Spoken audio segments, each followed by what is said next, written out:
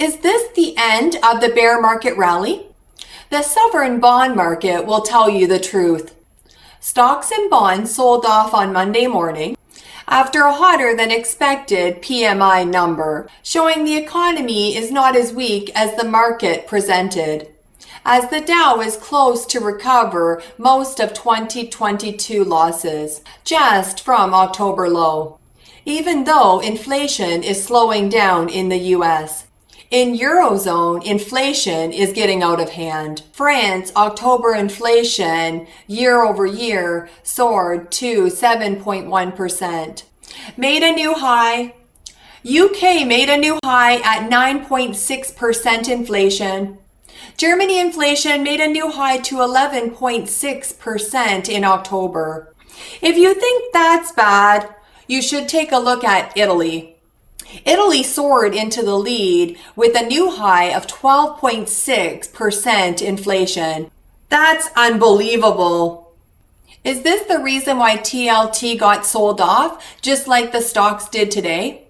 Or are there more hidden risk in the bond market that has revealed itself? I will explain it all right after this. And of course, smash the like button. If you want to be my good boy, apply to write your first book with me. Welcome back to the Audacious Money Witch channel, where we talk about macroeconomy, stocks, bonds, and commodity markets. If you like any of these topics, you are intelligent. That's why you're here, and you know what to do. And push my button if you like what you see in today's video, because I can't push it from this side. This video is brought to you by my Patreon. If you are a good boy, go to patreon.com/magicalgoddesscheryl to add more meaning into your life. If you play your cards right and completely submit like my good boys do, then I will take you under my wing. Author of best-selling books, Goddess Cheryl. My good boys always get rewarded handsomely. You are such a good boy. You like hearing that, don't you? You want to get it into the bookstore. You want it to be real. You want it to be true. You need to be my client, don't you? Markets continue to tumble as liquidity waves, but trillions of dollars remain in the system, preventing unrest in stocks and credit markets. Instead, major turmoil is more likely to emerge in America's sovereign bond market. After reaching levels not seen since March of 2020, market meltdown, Treasury market volatility has somewhat subsided, but we're not out of the woods just yet. Further rate hikes from the Federal Reserve could expose the underlying rot in the most important bond market globally. Recently, after a succession of failed attempts, markets have made the first decent attempt to price in peak inflation. Energy commodities, gold, and even bonds have signaled disinflation, while sticky areas of the CPI, rent and wages, have shown early signs of a reversal. This all followed the most disinflationary US CPI reading since March, causing a volatile reaction. A relentless bid in treasuries kick-started a lengthy decline in yields from 4.1% to just below 3.5%. Had a crisis been averted in America's sovereign debt market?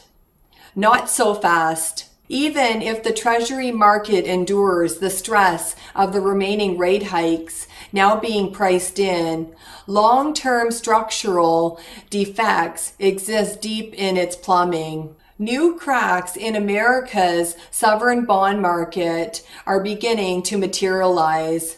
After monetary officials have spent the last decade or so plugging every hole in the US money markets, it's likely they will have to perform the same circus, this time in the Treasury market complex. The Fed is already on call to supply unlimited liquidity. The repo markets, money market funds, and the euro-dollar market, the Fed's tools, however, will fail to quash other looming Treasury market hazards. For now, the primary Treasury market, where investors simply buy sovereign bonds from the US government, remains functional and liquid. The world can't get enough of Treasury auctions. With a whopping $550 billion in net Treasury insurance expected this quarter. The most prominent concern is that the most significant dealers in Treasuries, the Fed's primary dealers, won't be able to devour an intermediate and incoming 1 to 2 trillion in Treasury insurance each year, which the US government must print to fund its operations. Luckily, the gap between the Treasury supply and potential buyers remains too slim for immediate concern. Plus, most of today's trading is in on-the-run treasuries, a fancy term for the latest batch of government bonds issued, while off-the-run bonds are mostly held to maturity. And even if liquidity problems develop, quick fixes like removing treasuries from leverage ratios like the SLR can be used by officials. Primary dealers, the major plumbers in Treasury markets, can then absorb supply and offload to buyers in secondary markets. It is there that more short-term threats exist. In the murky parts of the secondary Treasury market, monetary leaders have finally begun to take notice of a system rife with structural issues, monopoly power, and most importantly, blind spots. On the surface, the secondary Treasury market appears to be transparent and functional. There's the interdealer segment where firms, mostly security dealers and specialized trading firms, trade among themselves automatically using high-frequency trading algorithms. Then you have the tiny dealer-to-dealer segment. This market facilitates the 10% of trades that occur directly between dealers, without intermediation. Some parties want to execute large trades and not broadcast their positions to the wider market. Finally, the most important segment is the dealer-to-client market, participating in nearly every trade via specialized trading platforms. The Fed's primary dealers and other firms make markets for foreign central banks, hedge funds, pension funds, corporations, and more. Under the surface, however, notable signs of decay have emerged. Ever since the infamous October flash rally of 2014, Treasury yields plunged to 0.4%, then swiftly rebounded for no apparent reason.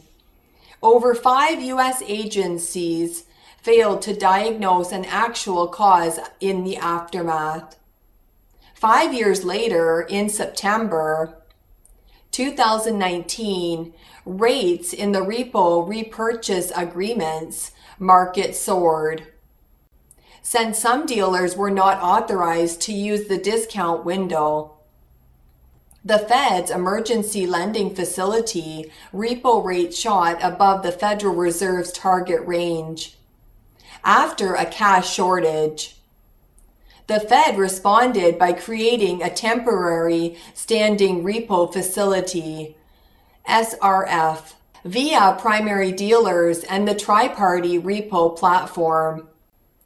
The Fed offered the market cash loans at an optimal rate. After realizing it patched a hole in the system, the Fed made the SRF permanent. Then, in March of 2020, it caused an epic market meltdown. Panic spread so wildly that some investors couldn't sell treasuries to raise US dollars. Spreads blew out, and illiquidity spiral was displayed in full force. The Fed soon had to step in. Soon after, lockdown fears died down. Monetary leaders and policymakers finally woke up to the underlying deterioration in the secondary Treasury market. They began to try to fix its weaknesses. But this was easier said than done. Still now, an abundance of challenges awaits them.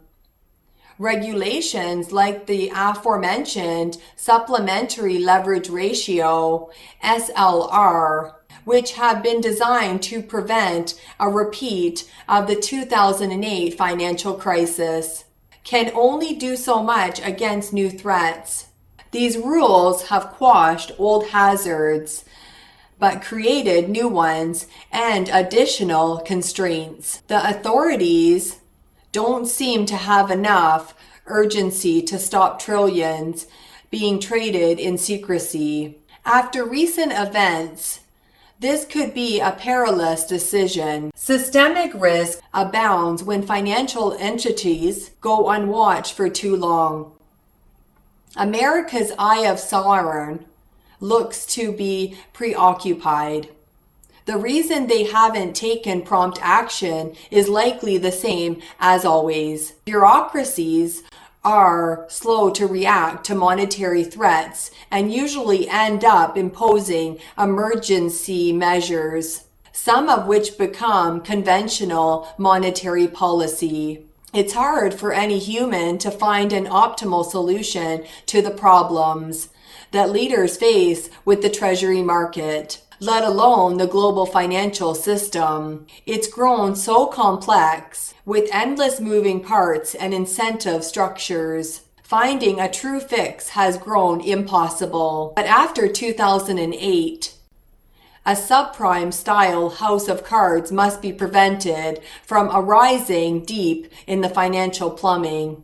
Efforts to improve Treasury markets and its transparency to identify dangers have begun from both state agencies and the private sector. Failing to identify a serious hazard in the Treasury market before it's too late will cause a further tumble in the public's already fragile confidence in policymakers and institutions.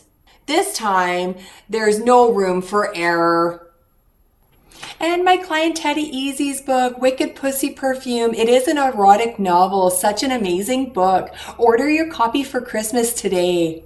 And my clients David Vine and Jama, such an amazing book. It's called Ignite the Passion, Co-Create Your Dreams. It is a collaboration book, this one. And my book, Treasures Within Our Heart.